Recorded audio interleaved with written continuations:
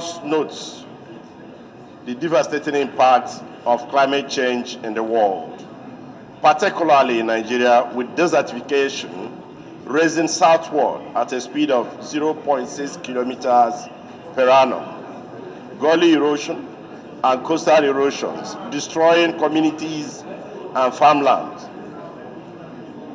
thus drying up Lake Chad. Also notes the frequent cases of herders and farmers' clashes with attendant deaths and flooding across several states. Aware that this Ninth Assembly passed the Climate Change Bill, which was assented to by President Muhammadu Buhari on November 17, 2021. Section 19, subsection I of the Climate Change Act stipulates that the Federal Ministry of Environment shall, in consultation with the Federal Ministry responsible for national planning, set carbon budget for Nigeria to keep average increases in global temperature within 2 degrees Celsius and pursue efforts to limit the temperature increases to 1.5 degrees Celsius above pre-industrial levels. Also aware that Section 4, subsection I and J mandate the National Council on Climate Change to collaborate with the Federal Inland Revenue Service to develop a mechanism for carbon tax in Nigeria and collaborate with the federal ministries responsible for environment and trade to develop and implement a mechanism for carbon emissions trading. Further aware that Section 20, subsection 4A of the Climate Change Act states that the action plan shall serve as a basis for identifying the activities aimed at ensuring the national emissions profile is consistent with the carbon budget goals.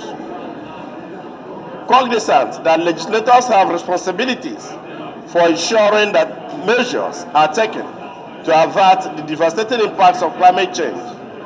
Hence, the House strongly advocates that Nigeria implements the law on carbon credit reward system as part of the several measures that can be taken towards reducing the impacts of climate change in the country. Also cognizant that the industrial sector contributes a high percentage of greenhouse gas emissions in Nigeria. Hence, the need to develop the capacity for implementing a carbon credit scheme to incentivize the decarbonization of the industrial sector in Nigeria. Observes that carbon credit is a policy where industries are encouraged to reduce their carbon footprint to earn calculated carbon credit per ton of carbon, while industries which exceed emission threshold are sanctioned with fines. Therefore, the carbon market is a trading platform whereby carbon credits earned by one industry can be purchased by another to make up for their pollution. Also observes the Paris Agreement on Climate Change signed by Nigeria on September 22nd, 2016, and the other international conventions. The Kyoto Protocol is one of such international conventions adopted in 1997, which came into force in 2005 to reduce man-made greenhouse gas emissions, and Nigeria has a responsibility to implement them internally. Worried that except Nigeria takes necessary measures to reduce the impacts of climate change in the country, the climate change-induced calamities will continue.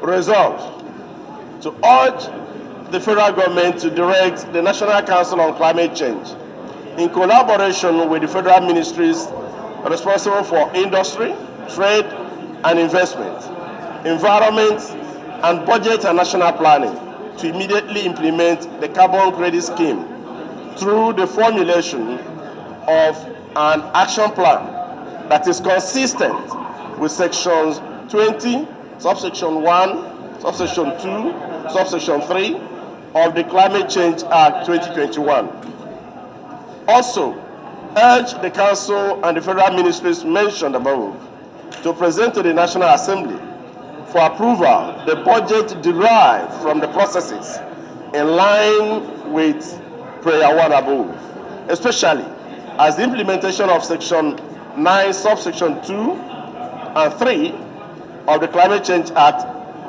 about the carbon credit stroke action plan is already behind schedule. 3. Mandates the committees on climate change, environment, national planning, industry, commerce, and legislative compliance to liaise with the National Council on Climate Change and Federal Ministry of Industry, Trade and Investment to ensure compliance and report back within 1 week for further legislative action. Mr. Speaker, honorable colleagues, I so move. Thank you.